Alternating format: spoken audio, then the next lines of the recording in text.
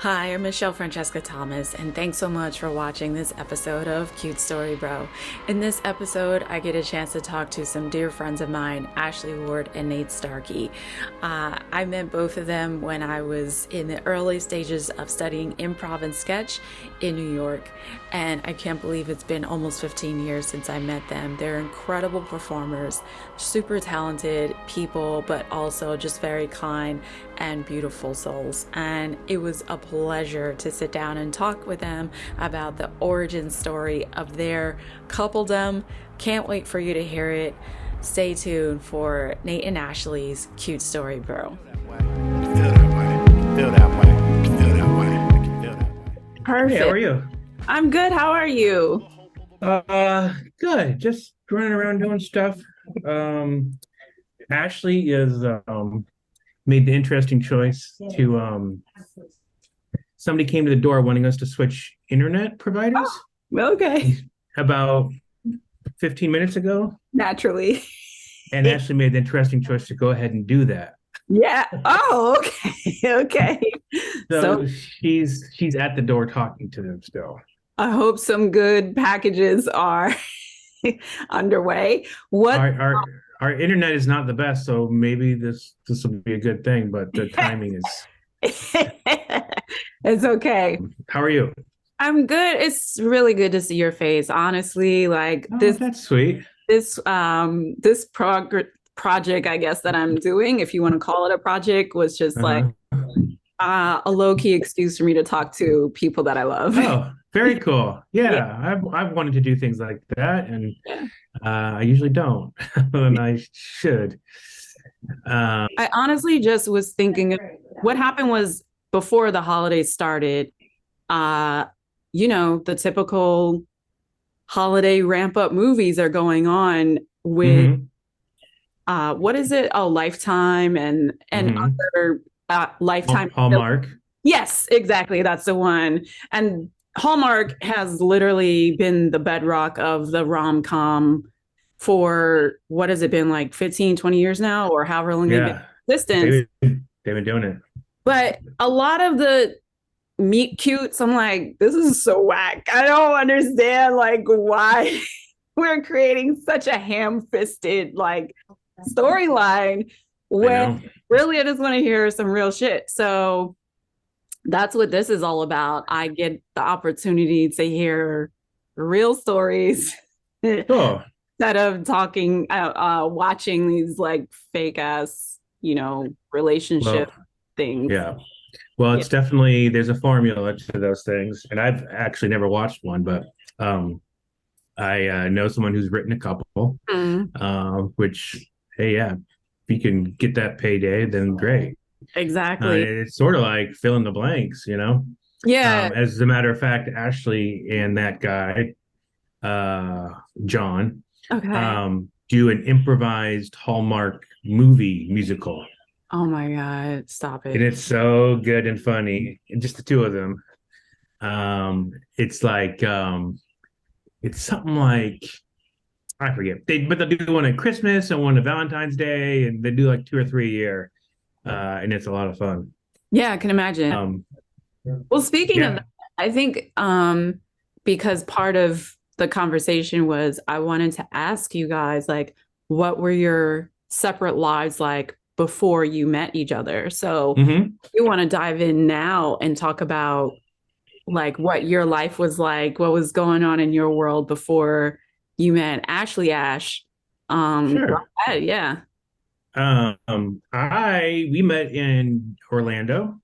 We both worked at Disney World, and I had worked there for a few years, and then she came down and started working there. So yeah, we were doing the Disney thing. We were in the same show, not really performing together very often, but What brought you to um, what's that? what brought you to Disney? Because you're from Colorado, right? Look at that cutie. Oh my Yeah, I God. had a pony boy. Hello, baby. Um, Um, you're from Colorado, right? my Yeah, my Yeah. brother lived in. My brother was doing like a song and dance show at Disney. Okay. Um, and I forget which one. I don't remember what any of them are called. Um, but so I went to visit him, and I was living in Denver, and I was doing like Comedy Sports of Denver, and I was going to Metropolitan State College, which is like a city college in Denver, and I was like, I don't know, 23, 24, something like that. Maybe 24, 25. And I went to visit him, and then they were having auditions while I was visiting him. So I auditioned, and they hired me, and I just moved out there 2 weeks later. Whoa, Mama Mia. And yeah, they moved me out. It's like, well, that's for a kid in his early to mid 20s, that's a really nice payday. Yeah. And you get to join Actors Equity. And and what was I doing? I was doing a comedy sports show and going to the city college. And so it wasn't like I had anything too exciting happening. And I had it in my head, like, at some point I want to move to, Chicago was my idea that at some point I'm going to move to Chicago and do improv comedy in Chicago.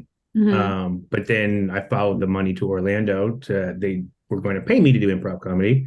Yeah. So instead of me paying to do improv comedy, I decided to do that, and was there for 5 or 6 years, something like that. Okay. And met Ashley. And then before you met Ashley, like what was the dating scene? Were you dating at all before you met her? I was actually married. Oh, when I okay. met Ashley. Okay. You wanted the real. Yes, very much. If you want to share more about I had a girlfriend follow me out to Disney. Okay. And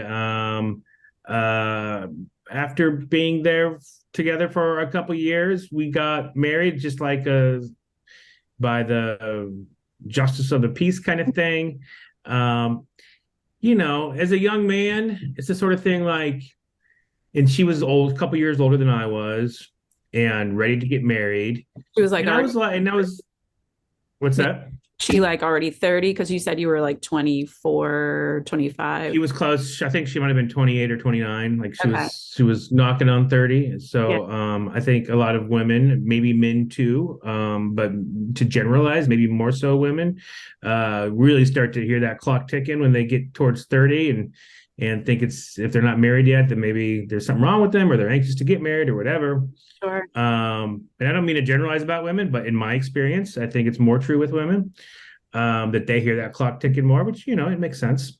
I think just to speak to that, like, because if they want to be mothers, first they need to get married, and then like you're starting to get to 30, and it's like time starts ticking. Like I'm 40 right now. I'm still not married, and I think part of what has helped me not feel super pressured in that capacity is because like my immediate family, like my mom, my stepmom, my dad, well, my dad has not really been that a part of my life. So at least my mom and my stepmom have not been like, so are you right? So there's, but so you haven't had the family pressure, but externally I have. So like my uncle, his wife is Jamaican, and they have a very large family. And literally ever since I was so I'm the oldest of my cousins. And so I have 3 first cousins that are like 4, 5, and 7 years apart from me. And also because they're men, I feel like things are a little bit different for them. But the main thing that has always been in my ear by them is because she wanted grandkids. My aunt was like, I can't wait for grandbabies. I can't wait for grandkids. Yeah. So I'm hearing this like third party to like their life situation. And even though it's like not spoken directly to me, I'm feeling it too, because I'm like, I'm older than them and I don't even have, spouse to give start that sort of aspect of my life, or even Uh-huh. had a grandbaby for my own mother to like Right. or whatever. So quite frankly, I feel like a lot of the time that that internal clock is not so much necessarily us, but Right. so like External. external like pressures Yeah. from the family, unfortunately. I think Ashley's mother is definitely probably like has a definitely has an idea of the way things should be, and I think getting married and kids and all that is definitely a part of that. Like very traditional Yeah. outlook on life. She comes from yeah, her side of the family is pretty conservative, and I think those attitudes and viewpoints happen often from conservative people because it's a traditional kind of way of doing things, and that's conservatism is very much about tradition and that sort of thing, I think. And then and I don't come from I come from a pretty liberal, immediate family. Although my mom in her later years has become a Trumper, but was never political before these last 8 years or whatever, 6 years. Anyway, so from a guy's perspective, like if you're dating someone for a long enough time and you're both starting to get older, and then she's a couple of years older than you, it's like I got shit or get off the pot. You know what Yeah. I mean? Yeah. Yeah. It's sort of like, even though I probably didn't really want to get married as much as I just didn't want to break up, which is like, I don't say that with pride. I think that was like, I sort of think back on that time and sort of shudder a little bit, like, Oh. I'm not proud of that failure of mine, in that relationship failure. But I didn't. But then, when I met Ashley, I was like I was still married at the time, and I wasn't having an affair with Ashley, but I was falling in love with her, and Yeah. I was like, oh, this is someone I connect with in a way that I've never connected with anyone, including my wife at the time. So I'm like, oh, this is what people are looking for. And now I found it, but I'm in a bad situation. So I need to get out of this situation so I can pursue this other one. Um, which I think, left a lot of hurt in my wake. And I feel awful about it, to be real. Yeah. But it was the right thing to do, you Yeah. know. Well, For everybody's sake involved, it was the right thing to do, because she was my wife at the time, was like, she was ready to have kids now, right? We just got married, been married for almost a year, and now it's time, and it's just like on schedule for kids now and stuff. And I'm like, also, I'm like, oh my God, I'm sleepwalking through this experience mm, in a way. Not that I didn't care for her, and not that oh, she wasn't a good person, and would be a great person for someone to be with, but I'm like, this is not what's going to make me happy. You know what I mean?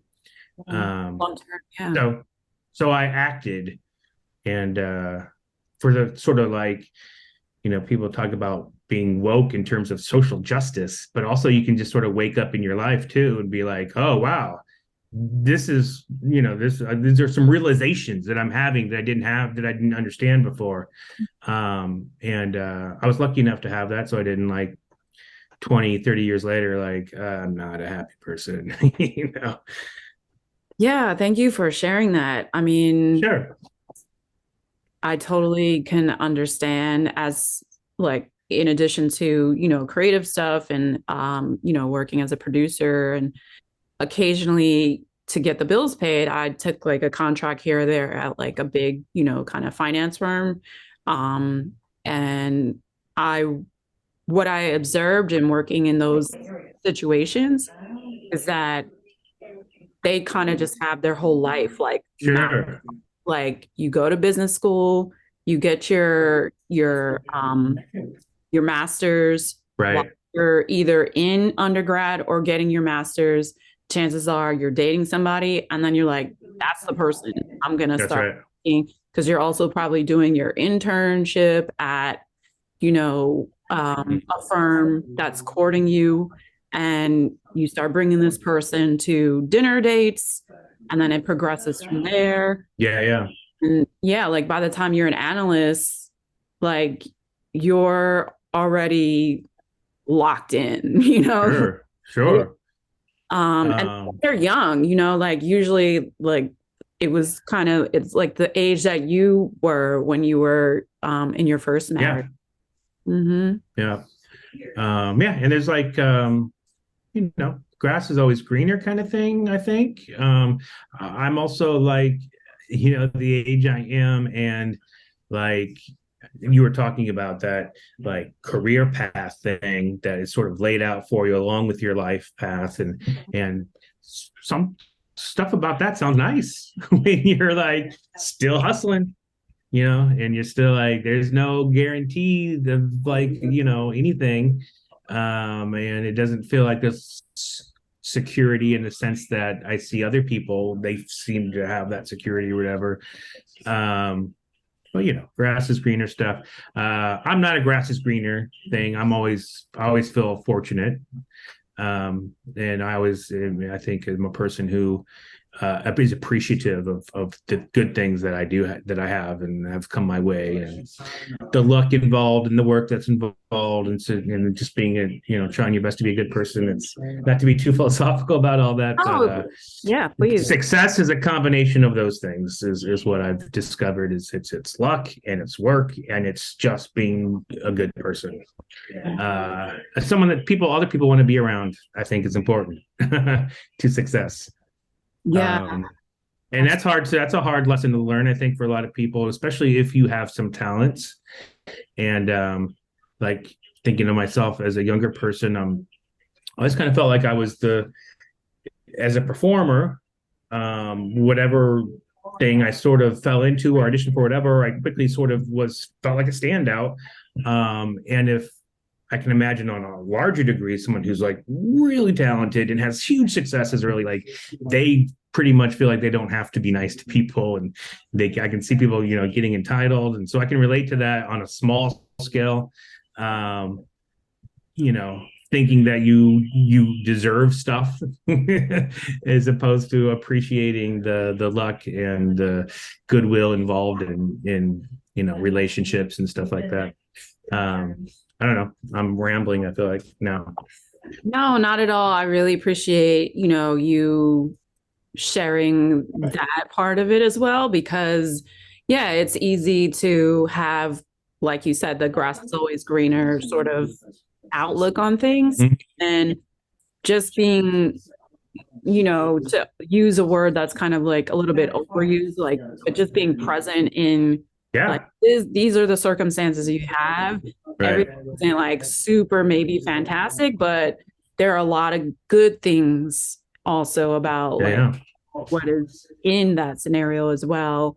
And Sure. just being appreciative of that, I think That's- I like hearing that for Yeah, myself. yeah. I think if improv has probably helped to teach us that, as people who've done improv, that to be a good improv, TJ Jagodowski once told me that you know people, and I'm sure you've had people ask you this as well, is like, are people natural improvisers? Is it something you can learn? And I definitely think it's something you can learn, but and I don't, I'm not a big.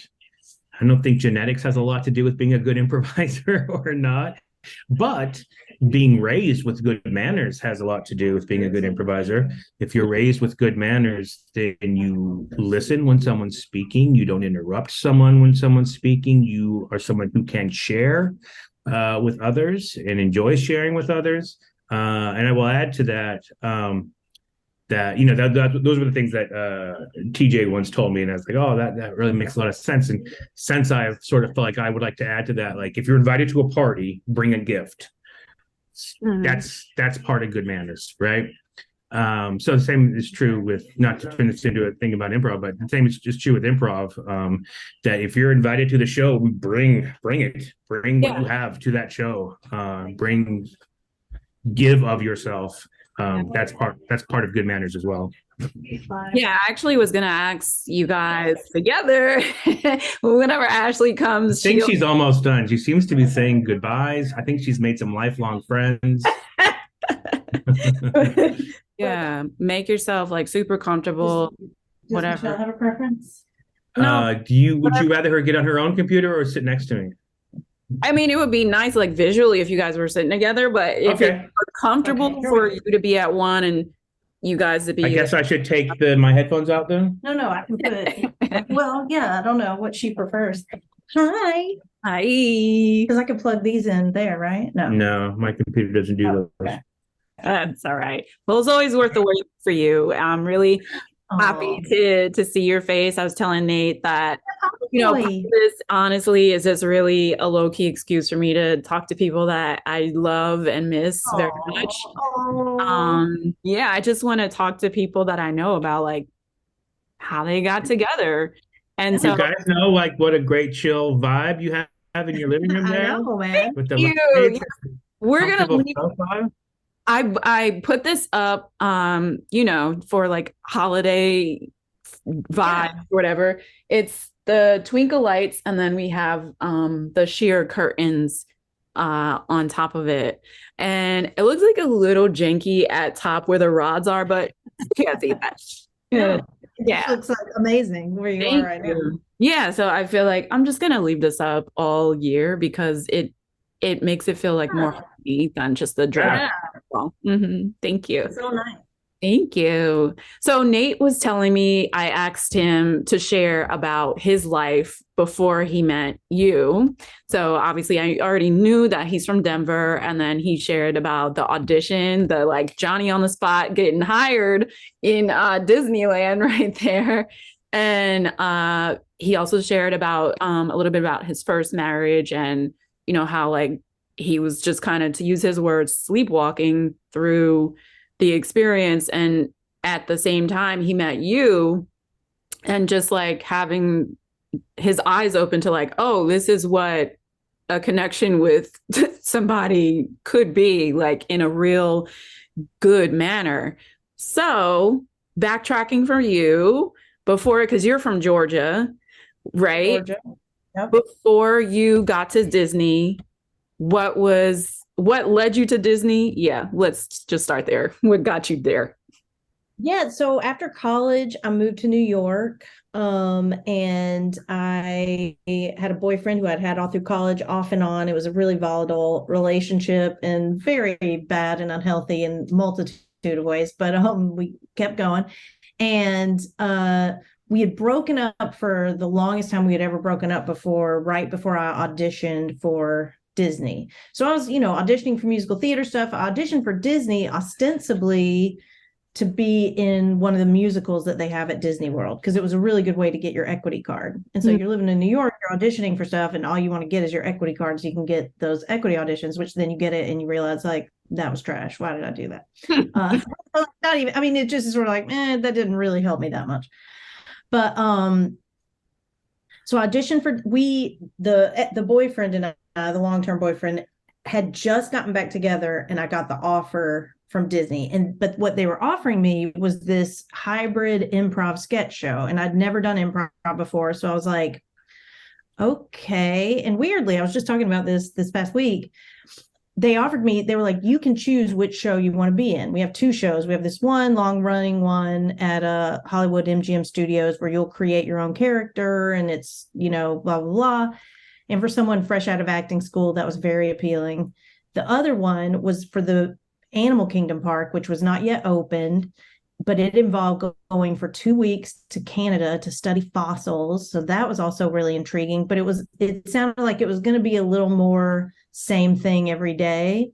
So I really weighed the options and decided, you know what, I'm going to do the other one. I think because if I'd chosen the Animal Kingdom one, I would have met Nate, but I don't think we would have like became friends. I mean, I don't think I know everyone who was in that show over at Animal Kingdom, so No, we may not have met. Yeah, we might not have met. But anyway, so I did. I picked the show that ended up being the show that Nate was in.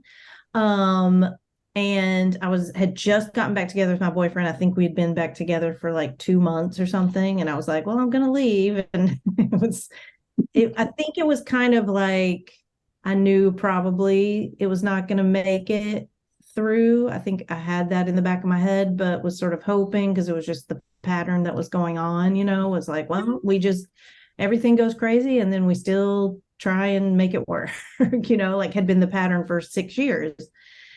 And I got down to Disney. And when you start at Disney, you have to do this crazy thing called traditions, which is like, feels like a sort of cult indoctrination thing where they're sort of telling you about like, here's the history of the park and telling you all these things and quizzes. And like everyone in the room was like, they would ask questions. And if you got them right, they would throw little, not clay, but they're like little plastic Disney figures, and people were like clamoring for them, like, it's this, and it's like crazy stuff. And I was like, I think I'm in the wrong place. Like, I don't think it's not like that was just like 3 hours or 2 hours no, of it was that. like It was 2 a days. whole, it's like a whole week, wasn't no, it was 2 days. Felt like a whole week. It was 2 days, and there were parts of it that were neat. Like we got to tour under all the tunnels under the Magic Kingdom, and there was some cool stuff. The two people that led my traditions, I guess you would lead it for a year and then you'd retire. We were their last one, and they were just like sobbing, like, this has been the most powerful year of my life. And I remember my mom was down there, and I had been like, I got in the car after the first day and I was like, I might have made a mistake. Like, these people are hardcore Disney. And I'm a person who's like, I appreciate Disney. I think it's what they do is amazing. I'm just not a Disney person. Like, I'm not all in Disney by any means. My experience of that, just to share one little story that's short, is that I would do the same thing. It's probably the exact same thing. Sure. I don't know if it changed or not, but I was there, like, had just moved, was staying in like a hotel basically. It had no car, nothing. And after my traditions, I like asked the teacher if she would give me a ride home to my hotel, which is just on property. It's not a long drive or anything, and she was nice enough to say yes. And she drives me. She's like, oh, so did you have a good time? And I swear to you, it's like, oh, did you have fun today? And I swear to you, I thought she was being sarcastic because I could not imagine anybody thinking that was fun. And I was like, yeah, right. That was my response. That was your she's response? like, really? She's like, oh, really? Why? But wait, she was the leader? Yes. Nate, that's bad. Oh On no. you. I'm not saying it's not on me. But yeah, it's like there's just like a moment where like real, and like it wasn't until she was like acted hurt that I realized what I just did, and it was gut reflex for me to be like, yeah, right. Like, oh no, just because I'm tired, I just got into town, and like I just tried to like make excuses for why I was such a jerk. Oh my gosh. Oh no. Yeah, I think that those type of questions are tricky to answer, especially if it's coming from the leader of the thing, right? Yeah. Like, what do you say? I was not very smart. Fully drank the Kool-Aid. You're fine. You were that age, and that was the knowledge that the instinct that you had. But I also think like the fact that we were both on the same page about that, I would say not everyone in our show, but most people in our show were very hardcore into Disney, and they were lovely, fun, funny, great people in a lot of ways. But I mean, like, I never hung out in the park after a shift ever. Like, I only went to the park when like my family came to visit. I never went like outside. I think one time I went shopping at Epcot or something because it was good Christmas shopping. Yeah. And otherwise, I don't think I ever went in the, like, I wasn't just like, oh, you know what, I'll pop into Magic. It's like, no, it's the last thing I want to do is I don't know, word. Yeah, that's so interesting. That's probably, yeah, like that seems like bedrock in terms of you both had the same mindset about this thing. It's probably telling about other future events. So Yeah. I think my dad at our wedding, I always think this was a good line and makes sense to me at our wedding. It said, like, made a toast or something and was like, described being in love with someone as like having an inside joke with just that person, and you two are the only ones who are in on it. Yeah. And so it did feel that way with the two of us, that Yeah. we just had the same take on everything, Yeah. without even having to discuss it. Like, you sort of thing where you make, like The Office is a good show because they, as cheesy as those sitcom romances can be, like the Jim and whoever Pam dynamic is like, it is like when you work with someone who you make a connection with, and it's like you two, like, you make eye contact at the right times, and where you both roll your eyes at the same things, and Yeah, it's true. That's a good point. yeah. So to fast forward a little bit, so that was what was happening to you. Clearly, that old boyfriend that like fizzled out. And then do you remember when you met Nate? Like, and or Nate, do you remember when you met Ashley? Like, was it a show? Was it like a get together prior to the show or something like that? I And if definitely I remember it very specifically. In fact, I remember the very first time I saw him, I even know what he was wearing. So we had like rehearsals for the new people, just the new people, sort of segregated rehearsals with just the people who'd just been hired, where we're like developing our character, and they give you this big binder about like 1940s Hollywood, so you can do all this, whatever. And we did a whole bunch of things in that. And then every year, I think at least once a year, it might have been twice, they would have a big show rehearsal for everyone who was in that show, which was a pretty good size pool of people, because there were some people that were sort of satellite versions of the show. Like I'm thinking of like Joe and Donna, like sort of like, and then there were the people that were the everyday people. Sure. And even above that, there were like subs who did other shows, but also did this. So whenever they had that big rehearsal, it was all the new people plus all the old people. And so it was probably 45 or 50 people, maybe. I mean, something like that. Might be more, but I would say 20 to 30. No, it was more than 20, because there was like 10 of us new people. Okay. And it was definitely more than that. So anyway, and so one of the first things we did, it was some exercise. I don't remember exactly what it was, but it involved people running around in a giant circle. Like everyone was running in this giant circle and doing some kind of something. And we were divided into two groups, and I don't remember. And I was sitting out, and his group was going. He was wearing a white and brown striped shirt and shorts, tan shorts. And I don't remember saying this, but someone has told me, who was there years later, it was like I was posting something on Facebook about like our wedding anniversary. And she was like, I remember the first day you saw Nate. Do you know what you said? I was like, no. She said, the first day you saw him, you said, I'm going to marry that guy. And I was like, I did not remember that at all. I remembered noticing him. I remembered thinking he was really cute. And then I remembered seeing later that he had a wedding ring on. And I was like, oh, well, he's super cute though. And that was that. So clearly you were attracted to people with like awful fashion sense. Like, thank you. Was it a polo or was it a button-up shirt? It was like a polo type, not a button-up. Oh, okay. I think I know. It was a polo type shirt. I think it was long sleeved though, because this was in maybe February, March. Yeah. Was this like early 2000s? This was in 1998. Okay, yeah. So when you described the shirt, I was picturing flannel for some reason, because yeah, like fair. we were sort of age contemporary. So I was thinking like definitely early 2000s, late 90s, and that was all what was happening back then. Yep. Yeah. True. Probably not too much flannel in Orlando. In terms of when we first met, I'm not 100% sure, but I think it might have been that day at lunch.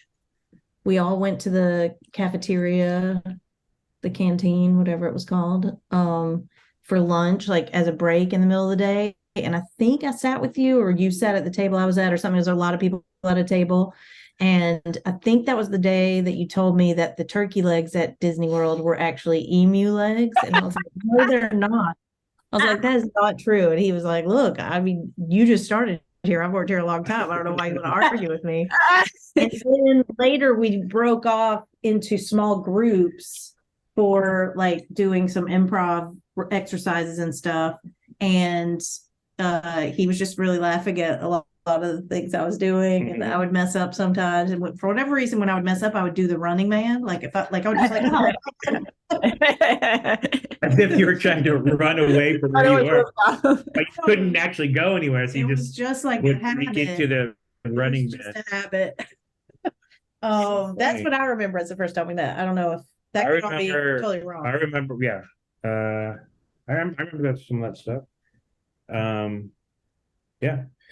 I mean, we just kind of became friends for the reasons that I had sort of said, that we just sort of like were the two people in the room that sort of had this similar take on stuff. Yeah, I don't know. Yeah. And then go ahead. Oh, I was just gonna say, and then I was on the morning schedule and he was on the afternoon schedule. So a lot of times we would just pass each other. But then like people would have parties and you'd see people at parties and I stuff. remember we went to putt-putt golf once. That was way later though. Yeah. Yeah. Yeah. That was way later. But so, okay, so you have like this like brewing friendship that's happening. You're kind of moderately ships passing in a night, but also working together occasionally. Nate, when you were separated, did you share with Ashley when you were going through that process, or did you not like talk anything about that until after all the papers were signed and everything? No. No. Yeah, I mean, it became clear that we were into each other. I mean, And we were both kind of, I was still dating the boyfriend, but I was like, I think this has to end. I definitely am starting to develop feelings. And I also was starting to really like having that distance and not, even though we had been broken up for like almost a year the year before, having the physical distance was making me like, and he had come to visit at least once. It was just making me see the relationship and the whole, like, just that it was problematic. And yeah, so I think like, and I think I even like had confided in Nate like about like, some issues I was having with him. And he at some point was like, I have similar issues going on. I've got some issues of my own. So it was like we sort of bonded a little bit over the fact that like there was nothing spoken between us in terms of like, I like you, but I think we were both going through the same thing at the same time. Yeah. And so like in terms of timeline, what was the time between when you had that first memory of Nate in that outfit and then till you decided like, this is the moment that I'm going to tell this person I have feelings for you? Or I think that's for almost a year. It was like 8 months because I think that was in the fall. You left, I think, shortly after that. Not too long after, yeah. Yeah. But it was 8 or 9, 10, something like that. It was like in the fall, I know. And Part of that time, Ashley was on vocal rest. I had a node on my vocal cords from having to scream in the streets. And so what they would do is I would have to go and see this otolaryngologist, and they would scope my throat, which was not fun, but I would be on vocal rest, meaning I couldn't talk like most of the day. And I had to work at I didn't work at the regular job. I had to go like to a like paperwork job. Basically what my job was Disney would get writers for like bands or whatever coming, and I would have to like redline the writers for things like, Disney doesn't provide alcohol for bands or whatever it was. And that was like mostly my job, that and like filing or whatever.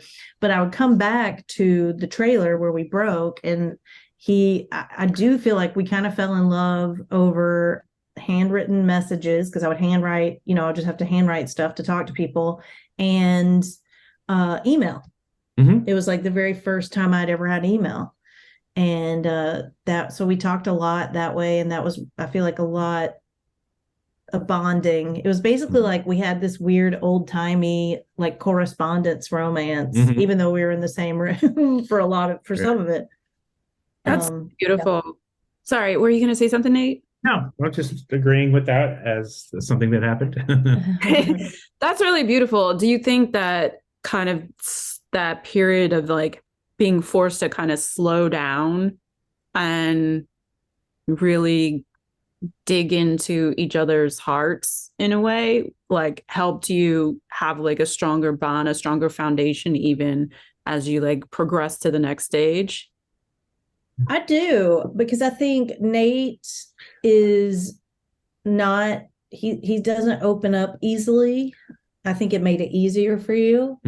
And I think it was like, you're sitting with someone, you're doing bits, you're like, it's not like we were going and doing a lot of stuff, just the two of us. So it was like a more like private conversation that wasn't like in the trailer or, amongst other people. It was like actually like just like kind of writing back and forth. And it was a nice way to get to know someone and to feel like, when you write things, when you're writing emails or letters or whatever it is, I feel like you do sort of have a different voice in a way, and like you feel less cheesy about saying certain things, like, and not even like, oh, you're so great, but like just even talking about yourself, like There's something strangely intimate about it yeah. that is different than there's like, I think when you're speaking to somebody, I don't know, you can hide behind a lot Yeah. as far as, in tone and inflections and BS and stuff, in communications that you're limited when you're writing to just like, this is what I think kind of stuff. I don't And know. your name's more closely aligned to your inner voice. Like, Right. even when you're talking, obviously like you're speaking about your thoughts, but I feel like there's like a filtration process that's happening as you're doing it. And there's sort of like your forward facing, public facing voice that you're talking in. And when you're writing, it's just you and your inner voice, and you can take time and really think about what you're going to say. And like, I feel like you just have a better, deeper access to Emotions and and your innermost thoughts. everything. And Yeah. yeah. It probably also there's less opportunity to like piss each other off because Probably. you're a little more thoughtful about what you say and what Yeah. you don't say. Yeah. Yeah. Speaking of pissing each other off, so obviously the show that you were in was improv based, and you guys have been improvising now for what, 20 plus years easily, right? Yeah. So for those moments where like things get a little bit difficult, has improv at all been any help in terms of resolving or coming to an understanding even a little bit sooner than maybe somebody who doesn't have those tools to be able to work through whatever the difficulty is? I don't know. I don't think so, honestly. I mean, only because I think of like the times that we get into like a real fight, which doesn't happen that often. They're just, your emotions are running so high that it's really hard to like, I think we've gotten better over, it's hard to like, you don't want to yes and what's coming, but I think we've gotten better over the years at being like one thing I have learned about myself is that when I'm really angry, it's better for me to step away.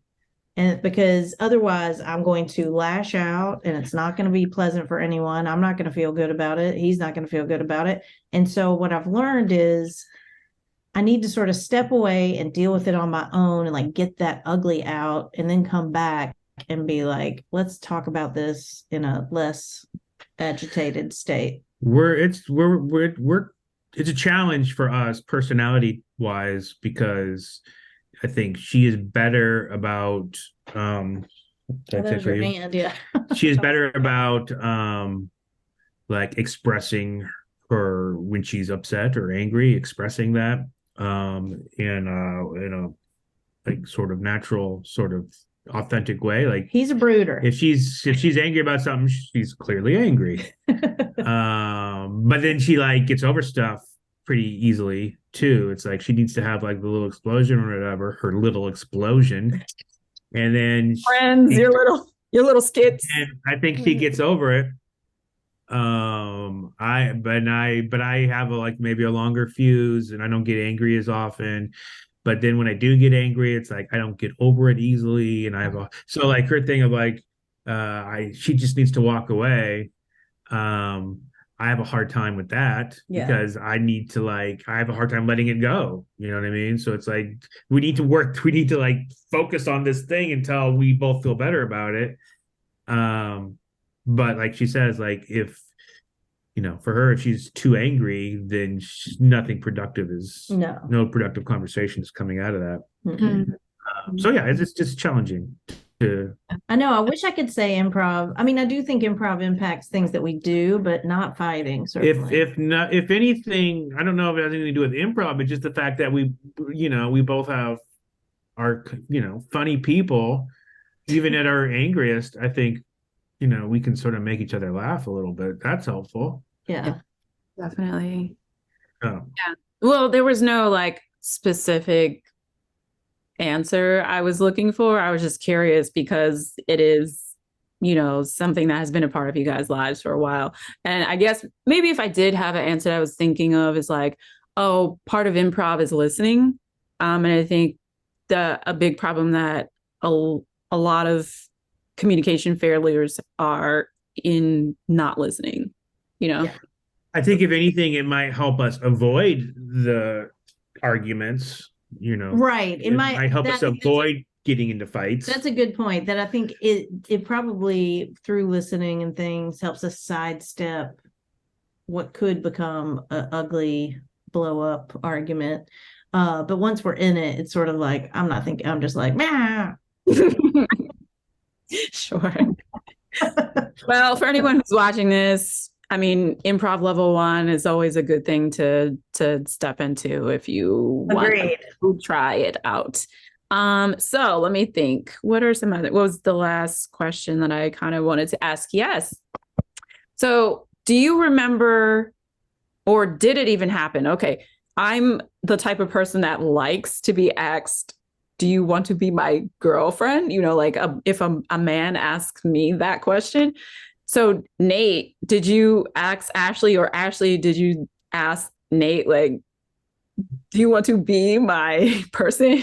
Well, I was going to say this earlier, that Ashley was saying that I'm not as good about I'm not always sharing my emotions or whatever she said about me. That was so awful. I don't think it was awful. But at that time, as I had, per our conversation earlier, I think I was really sort of like focusing on being better about that. And like, I don't know. Is this annoying that I do this? I keep like referencing movies, popular. Whatever. Like I remember like this. One of the reasons like the movie Jerry Maguire. Moment I really like in that is like Cuba Gooding Jr. at one point. It's like, did you have the talk with her? You know what I mean? Like, and I think that like I agree. Like that's important to like have that moment when you express yourself to the other person and you have this sort of like conversation about the way you feel. And I'm interpreting that moment in the movie correctly. I think so. Yeah. Yeah. So I was just trying to be better about that in general with my current relationships and my hopeful future relationships, et cetera, et cetera. So like having hard conversations, whether it's because it's bad news or it's just accessing emotional stuff that you're not used to doing as a person, like as a stoic person like myself. So yeah, I definitely sat down with Ashley. We were at a bar, just like, let's meet and have a conversation. I want to meet and talk. And we were there because I was supposed to get surgery on my vocal cords. And it was like, I went in the Friday before the Monday of the surgery. And the guy was like, it's gone. It healed on its own. You don't have to have the surgery, which is really good news. Circles.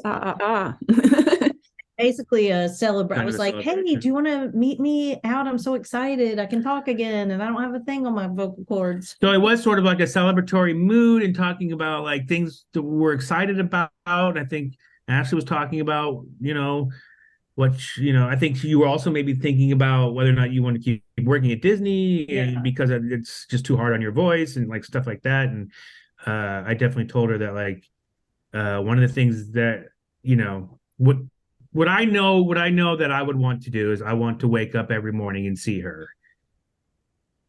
That was so sweet. You're so sweet.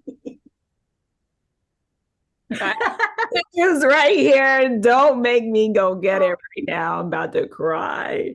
So sweet. It really was so sweet. That's amazing. That's so beautiful. And Ashley, like did the previous boyfriend express himself in that way to you? Was that the first time you've ever heard somebody express something like that to you? No. I mean, If you're Ashley Ward, you hear that every other day. all day. No, I didn't mean it like that. Just yeah, my previous boyfriend was very, very expressive. He was like more depressive, and very like, so everything was very like intense and moody and brooding. Yes, it was just like very whatever. And he was very expressive, and so I love that. It also with Nate, especially, I just remember it made me. I suddenly became like so shy and uncomfortable, even though it was like my heart was soaring to hear this. And then I think you said, I think I'm falling in love with you. And I was like, the person who thinks of myself as so expressive and so like emotionally connected and all this, I go like, well, I feel the same way. Like I like so like dorked out and just like couldn't look at him. It was just like so just like, I don't know, freaked out. It was Well, it's fun. My memory of it was almost like her reaction was that like she was in trouble now. like there's like eye contact was difficult and like I don't know, but I think I was tearing up and I was just like, well, I feel the same way. I was just so like not giving him the beautiful thing that he gave me. Just like, oh, I don't know. No, there's no expectation. There was no expectation for your reaction, hopes and dreams, but well, I craft those. So. I think the important thing about a moment like that is that you laid on the line. Yeah. And he did. Regardless of the outcome, like now there's no regret, at least I laid it on the line. Right. And he did. And it was really sweet. What do you think gave you the courage to just be bold like that and just be like, here it is? I don't know. I don't know. Well, I think I think we both were at a place where we were questioning these relationships, like deeply questioning and breaking away from these relationships that have been a huge part of our lives for many years. And I think for me, it was like, I wasn't positive where I stood with him. I knew he liked me like a person. And I wonder for you if it was a thing of like you were just in that place of like kind of I'm about to step my foot into my new life and leave the old one behind. So you're automatically in a bolder place. You know what I mean? Like I want to make a big move that is different than what I've been doing. Yeah. And that's like automatically a bolder space to be in, Yep. when you're breaking away. And then I think, probably that night I went home and told my wife I was leaving her. Yeah. Wow. That's amazing. That's an intense day. Yeah. Oh my gosh, guys. Thank you so much for sharing that. I literally in a million years, I maybe would have guessed like some of those details, but not all of them, just like that. Thank you so much for being so transparent and sharing that section of your life. And so you shared with me a couple of songs that I asked you, like, what are some songs that remind you guys of, meeting each other during that time? And Ashley, you shared "You're My Greatest Mistake" by Sheryl Crow. Only because that was a song that played on the radio a lot at that time. Yeah. Because I was the one that was more connected to him that made me think of him was the Jewels. Yeah. Do you remember a line from "You Were Meant for Me" that like plays in your head and you think about Nate even now, maybe? Yeah, I think the chorus, "You were meant for me and I was meant for you." Like that feels legit. Definitely. Yeah. And you shared "Yours" by Blues Traveler, which I listened to. That's such a pretty song. And you don't even hear the harmonica, his like, the typical, I don't want to say typical, but the trademark, maybe that's a better word. The Right. trademark harmonica, you don't hear that until maybe a third of the way into the song. And then it kind of like builds into like a really cute, or not cute, but like beautiful, sweet, like orchestral, harpsichord, etc., like stuff vibe. And I enjoyed listening to that song. And then you also shared Cutie Pie. I mean, Country Pie, part of Cutie Pie. Country Pie. I mean, Ashley is a cutie pie. She's also a country pie. Can you think of a line in either of those songs that resonates with you most about Ashley or about your relationship? Well, that song, like I said in the thing, I was going to look up the lyrics because I honestly haven't listened to that song in a while. But I was traveling across the country after I had sort of, blown my existing life up. And Ashley moved to New York, back to New York. And I was driving across, and so we didn't like see each other for after falling in love and sort of like telling each other that We had a few months together, and then she sort of left, and we didn't see each other for a while. And so I was driving. The first time I had seen her for a while, I was driving from Orlando to New York to see her. And I listened to Nashville Skyline a few times, which is one of my favorite albums.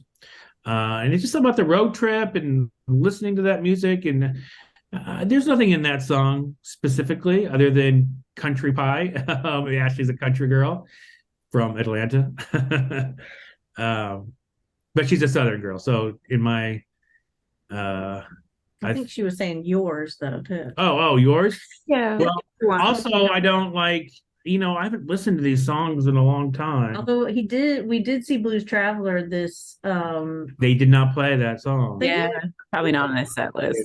I was waiting for it all night, and they didn't play it. But it's just yours is just a really beautiful love song. Yeah, it's like I'm finding the right lyric. It's right here. No, that's a different person. Oh, Conan Gray. Yours with Blues apostrophe, yes.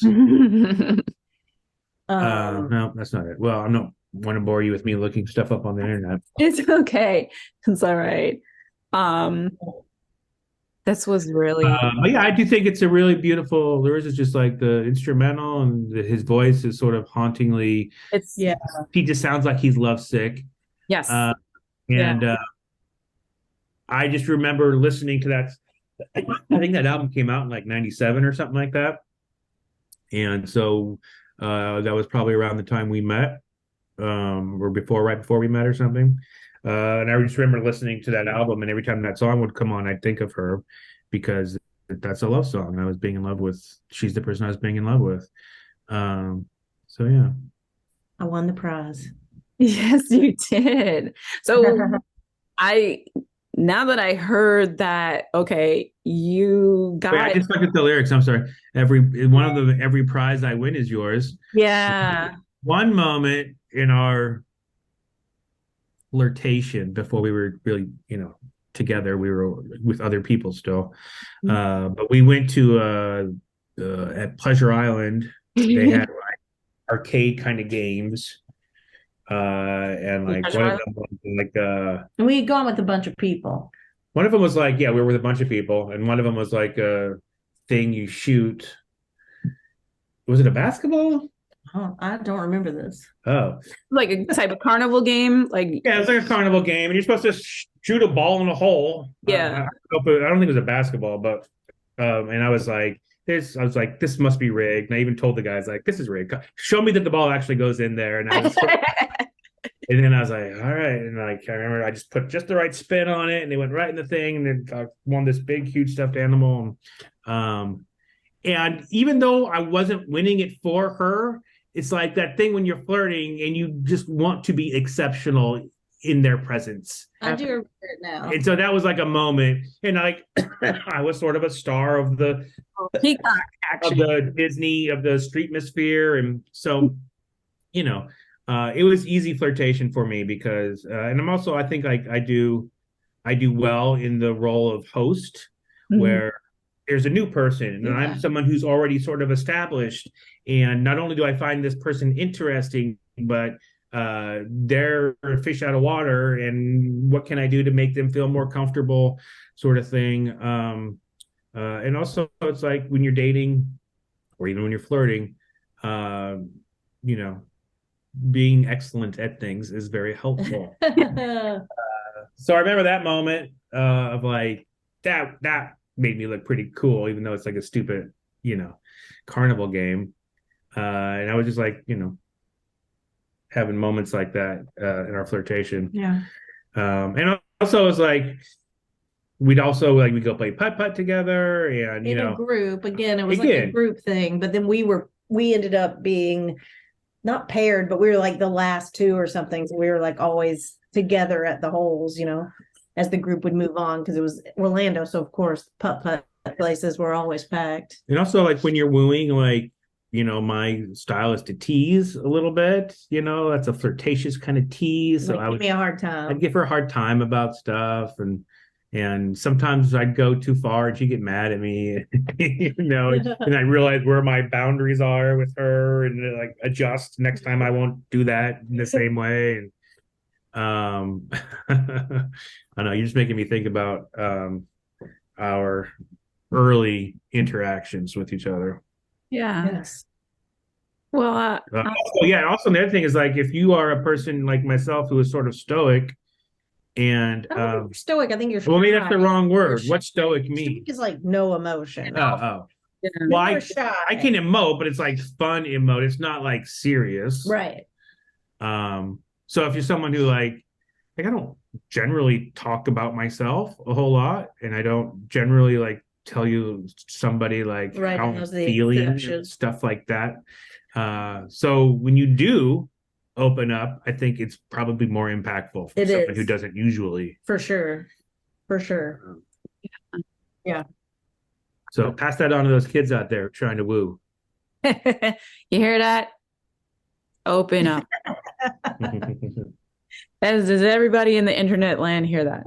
Anyway, thank you so much for sharing your time with me. I really appreciate it. And I hope anyone who watches enjoys your story as much as I did. Jesus God, the line that like slew me, I would probably have the same reaction too. That's so sweet. He's such a sweetie. Yeah, like God, man. Congratulations to you both. Being in each other's lives for all those years still, I know we're talking about the beginnings of a relationship. I know that it takes a lot of hard work as well to maintain it as well. So when is your anniversary? Can you remind me? It's October 12th. We just had our 20th wedding anniversary, and then our 24th first date anniversary was this past Christmas. Was your first date on Christmas? Yeah. Because we worked at Disney, you had to work on Christmas, and then one of the guys in the cast would have this big Christmas brunch at like this hotel in Orlando, and Nate brought me as his date. Amazing. Oh my gosh. Well, congratulations on all of your years together. And if I had like something to cheers you with, I would cheers to or whatever 80 more years together, as long as you the rest of your years. Thank you so much. It's good to see you. Thank you, Michelle. So good to see you.